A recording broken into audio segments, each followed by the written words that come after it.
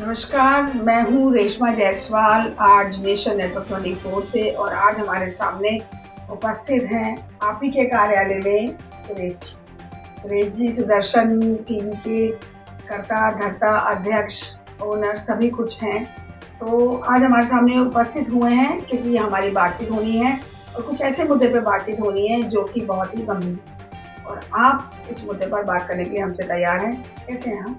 एकदम ठीक। सुरेश जी, एक बात बताइए हमें कि जिस तरह से महिलाओं और बच्चों का आंकड़ा लगातार गायब होने का दिन पर दिन बढ़ता जा रहा है और इसके ऊपर हमारी सरकार हो या हमारे कुछ एजेंसीज हो वो ध्यान नहीं दे रहे हैं। कुछ न्यूज़ चैनल्स हैं, जैसे आपका न्यूज़ चैनल इस मुद्दे को उठा रहा है बार बार कि ऐसा क्यों हो रहा है, ऐसा होना नहीं चाहिए और इसके लिए एक मुहिम भी चलाई जा रही है। तो इसके ऊपर आप क्या कहेंगे? सुदर्शन एक कैंपेन चला रहा है जिसका नाम दिया है ऑपरेशन सौदा इंसान। अच्छा। मतलब इंसानों का सौदा करने वाला बाजार में कुछ चल रहा है जिसमें संसद भी मौन है, मीडिया हाउस भी शांत है और संगठन भी कुछ नहीं कर रहे, समाज जानता नहीं। आंकड़ा कितना डरावना है? तो ये आंकड़ा है हर घंटे 88 बच्चे और महिलाएं गायब हो रहे, 88 हर घंटे, और वर्ष की एक साल में 7 लाख से ज्यादा।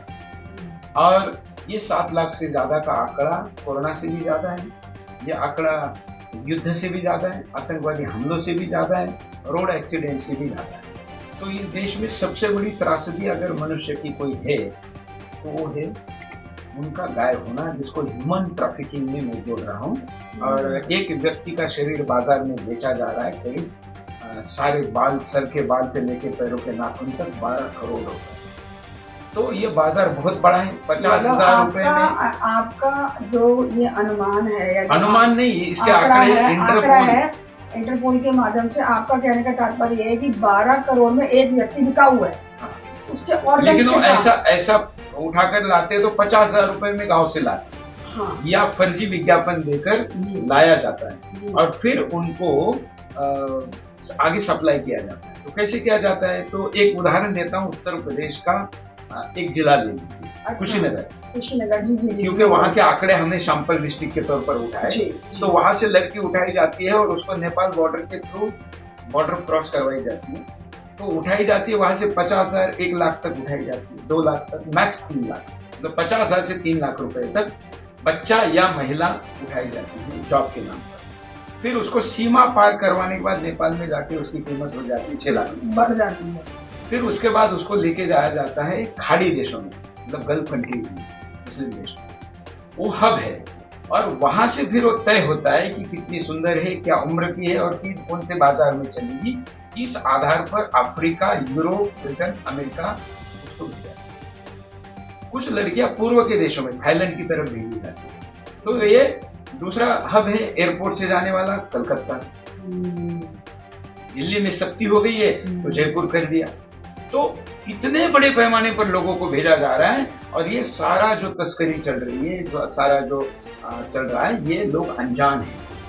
मतलब हर घंटे 88, साल के 7 लाख, फिर भी मौन। अरे आंकड़ा आतंकवाद युद्ध से भी बड़ा, फिर कोई क्यों नहीं बोल रहा है? इसलिए मैंने 4 दिन की एक बड़ी सीरीज लाई और मैंने पहले दिन इसका पूरा स्थिति क्या है बताई, दूसरे दिन मैंने महिलाओं की स्थिति बताई।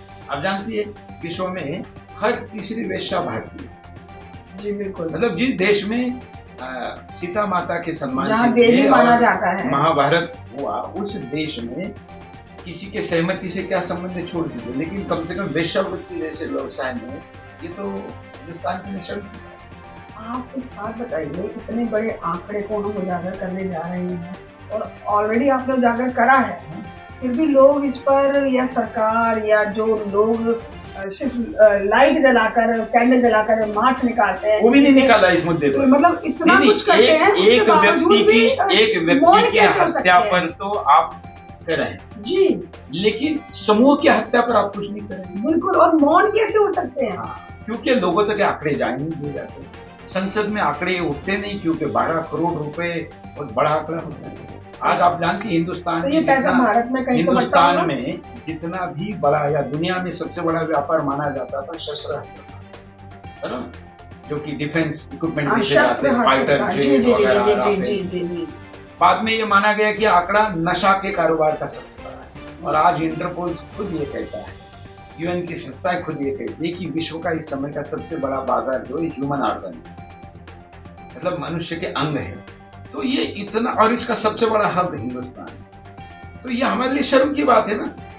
हम एक तरफ विकास का इतना बड़ा काम कर रहे हैं, हम रोकथाम नहीं कर रहे हैं, हम कोई नियम नहीं बनाते हैं, हम किसी प्रकार से गाइडलाइंस नहीं बना पा रहे हैं। हम सुरक्षा में हम कहते हैं हम महिलाओं के लिए सब कुछ करते हैं, बच्चों के लिए सब कुछ करते हैं, हम उसमें कुछ नहीं करते। पर मुहिम तो जागृत करने के लिए होती है, तो हम उसमें कितना जागृत करेंगे, कैसे करेंगे? कोई मार्ग है आपका? बहुत है, इसके उपाय भी मैं बताऊंगा, लेकिन पहले लोग समस्या तो समझे कि समस्या कितनी गंभीर है। जी। तो आंकड़े इतने खतरनाक है, समस्या इतनी गंभीर है। आज हिंदुस्तान का एक भी पुलिस स्टेशन नहीं बचा है, 58,000 पुलिस थाने में देश के, जिसमें ये कंप्लेंट रजिस्टर नहीं है। मतलब आप राष्ट्रपति प्रधानमंत्री का घर और कार्यालय जिस पुलिस थाने में आता है उसमें भी है, और अब बंगाल, बिहार, उड़ीसा में। तो इतना खतरनाक मामले पर लोग मौन क्यों है? एक बात तो बताइए, जहाँ इतना बड़ा ह्यूमन ट्रैफिकिंग का व्यापार, जिसको हम सही नाम देंगे, ये चल रहा है, उसमें क्या हमारे जितने भी, नाम मैं किसी का नहीं लूंगी, किसी पार्टी के लिए भी नहीं बोलूंगी, क्या उन सबकी भागीदारी भी हो रहा है? नहीं, मैं ये नहीं कह रहा है, तो इन्वेस्टिगेशन का विषय है, लेकिन मैं विपक्ष को पूछता हूँ। भाजपा सत्ता में है तो हम सत्ता को तो पूछ ही रहे हैं, लेकिन मैं विपक्ष को पूछता हूँ कि मोदी की छोटी सी ट्वीट कर कॉमा मात्रा भी इधर हो जाए तो आप उस पर हंगामा करते हैं, उनके किसी बयान पे करते हैं, नीति पे करते हैं। तो हर घंटे 88 लोग गायब होते हैं, तो कांग्रेस क्यों मौन है, विपक्ष क्यों मौन है? क्यों नहीं उठाया जा रहा? तो क्या मैं विपक्ष को या सारे दलों को पूछता हूँ कि ये जो इलेक्शन बॉन्ड है इसमें भी इसका कोई संबंध है?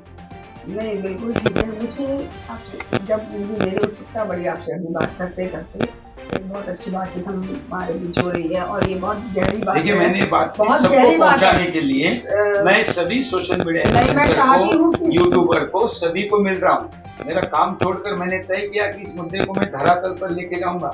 हमारे रिपोर्टरों ने सांसदों को मिला, 50 सांसदों ने कहा कि हमको तो पता ही नहीं। ये स्थिति बिल्कुल, उनको अवेयर करने के लिए, उनको जानकारी देने के लिए हम इस मुहिम पर चल रहे हैं। एक छोटा सा सवाल है, वो बिल्कुल आपसे जुड़ा है।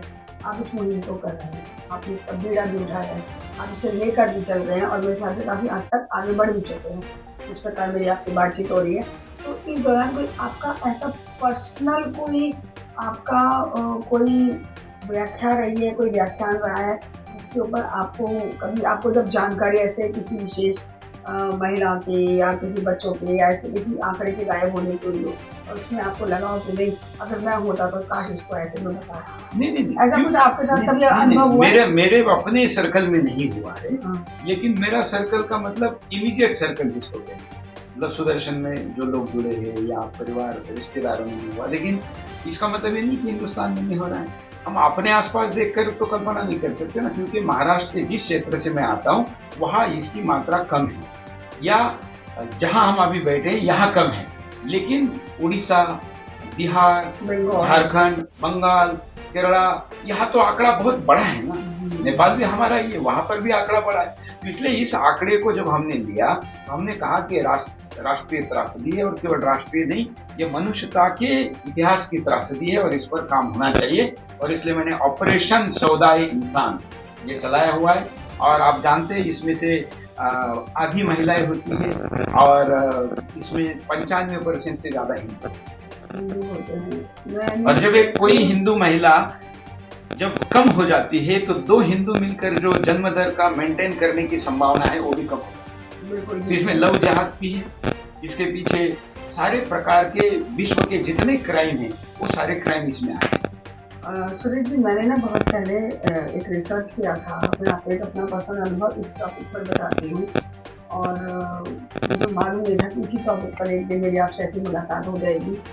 मैं अभी अपने स्कूलों में भी जब कभी बात करती हूँ, जो ह्यूमन के ऑर्गन्स हैं उनको बेचा जाता है बड़े बड़े विश्व के जो कंट्री है उसमें, और उसमें चाइना का बहुत बड़ा एक हाथ है, और वो जो हार्ट है वो हमें पता भी नहीं चलता। हम चाइना से ज्यादा है। ठीक है, वो पता भी नहीं चलता कि वो क्या करते हैं कि उन लोगों को जैसे ग्रैब करते हैं। जैसे कि कोई लोग जेल में पड़े हैं, सपोज सदियों से भारतीय जेल में पड़े हैं, चाहे वो पॉलिटिशियंस हो, चाहे वो कोई इकोनॉमिक्सिस्ट हो या कोई भी वर्ग का हो, और उनकी सजा खत्म नहीं होती है। उनको कोई ऐसा बोल दिया जाता है कि बीमार थे, मर गए, ये वो जो भी, और वहाँ से वो गायब हो जाते हैं और उनको उसी कंटिन्यू भेज देते हैं। पॉलिटिशियन तो नहीं अब होते हैं, पॉलिटिशियन होते तो ये ऐसा समस्या जल्दी उठाई जाती है। मैंने पढ़ा है कि ऐसा, मैं मान सकती हूँ, आपसे बात में सहमत भी हो सकती हूँ। मतलब वही ऑर्गन फिर जो पूरे विश्व की मार्केट है उसमें मुंह मांगे दामों में यहाँ तक उसका भी, उसमें भी कैटेगरी है, ब्लड होता है वो भी उसमें भी कैटेगरी है। हलाल ऑर्गन की कीमत ज्यादा है। अच्छा, मतलब हिंदू का ऑर्गन हलाल होता है और उसकी कीमत ज्यादा है। तो बहुत कुछ है, मतलब बहुत कुछ है, बिल्कुल बिल्कुल बहुत कुछ है। आप इसको देखिए और मैं आपके दर्शकों को भी कहूंगा कि इसको देखिए, जानिए, समझिए, क्योंकि अब तो हमने शुरुआत की है 4 एपिसोड की। अब मैं फेज 2 जब इसको लेके आऊंगा तो मैं उन अस्पतालों की भी नाम और आंकड़े देने वाला हूँ जो इसमें सम्मिलित है। मतलब आप आने वाले दूसरे एपिसोड में इसको उजागर नहीं, एपिसोड तो 4 है, एपिसोड मैं सीरीज लाऊंगा, आप सीरीज लाएंगे और मैं कोशिश करूंगी कि आपके साथ जुड़कर इसके हर सीरीज में आपके साथ हमारे चैनल के माध्यम से आगे बढ़ाएं। धन्यवाद, नमस्ते। तो आपने देखा कि सुरेश चौहान जी सुदर्शन टीवी के करता धरता और यानी कि सब कुछ, और अब तो जो इस मुहिम को लेकर चले हैं वो कितनी उसकी स्थिति भयावह है, किस प्रकार से महिलाएं और बच्चे गायब हो रहे हैं, ये अपने में दुख के साथ बहुत आश्चर्यजनक स्थिति भी भारत के प्रत्येक नागरिक को और यहाँ की सरकार को चेतावनी है। एक बार फिर अगली सीरीज में मिलेंगे आप ही के साथ। धन्यवाद।